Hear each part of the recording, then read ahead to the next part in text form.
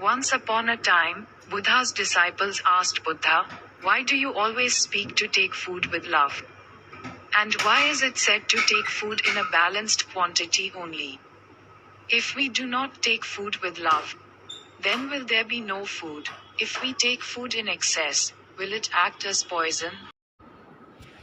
Buddha said that our thoughts become according to the kind of food we take.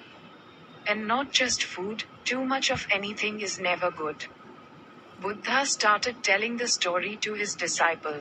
Once upon a time, a hermit used to live in a forest by building a hut. If any person would have taken any problem in front of him, he would have solved it immediately. While doing this, he became very famous and the people of nearby villages also started coming to him to solve their problems. He had become very famous. Hearing the discussions of the sage, one day the king of that city reached to the sage with his courtiers. The king folded hands and said, "Maharaj, I have heard that you solve everyone's problems. So why don't you solve some problems of our state as well? And you have to walk with us because there is no material means for you in this forest. You are passing through great difficulties in this small cottage." After listening to the king, the sage said, "No, sir, I am absolutely happy in my place." But the king did not mind, he forcefully took the monk with him. The king gave all the comforts to the monk in his court. Delicious dishes to eat, velvet bed to sleep. After getting all these, the sadhu changed completely. There was a lot of change in his nature. Even the sage could not understand why his nature changed like this after coming here. Then one day, suddenly getting a chance, the monk runs away from the court.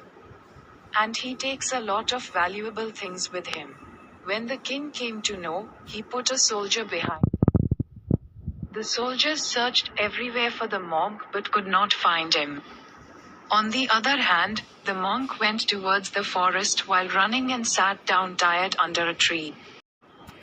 Sitting under the tree, he saw a fruit fell down from the tree. The monk was very hungry, that's why he ate that fruit. He had such a medicine in the fruit that upsets the stomach. Medicine is also something that cannot be eaten without illness. After eating that fruit, the monk became so ill that he did not even know how to heal from his place. He didn't like anything, he happily became a structure. One day he thought in his mind that why did I run away from the palace with his valuables? Maybe that's why God put me in this condition. There is a lot of remorse in his mind and he starts thinking of giving back all the money to the king. Then gathering courage in his mind, he goes towards the palace and starts giving back all the money to the king. So the king asked him, "Why did you run away with my money? And now you have come to give back, when you had to give, then why steal?" Then the monk said to the king, "Rajan, while I was at your place, I was taking food from your house, and my intelligence had also become like yours. That's why I ran away with this money. Because this money is not your earned money. You have also snatched it from someone. I don't know how many poor and unhappy souls reside in this money. Ever since I ate that fruit, all the food I had eaten in your house went out of my stomach because of it. And as soon as your food came out, wisdom came back in my mind. That's why I came to give it back." Buddha says the same thing to his disciple, that whatever we eat, we should first observe where that thing came from. Is that food someone else's, right? Even when we cook food, the emotions of our mind get absorbed in the food. The condition from which we cook food enters our food.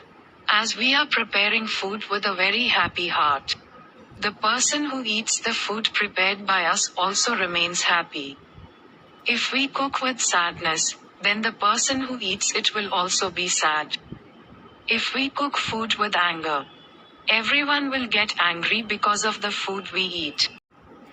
So this is the thing that only one thing means how much importance bhajan has in our life.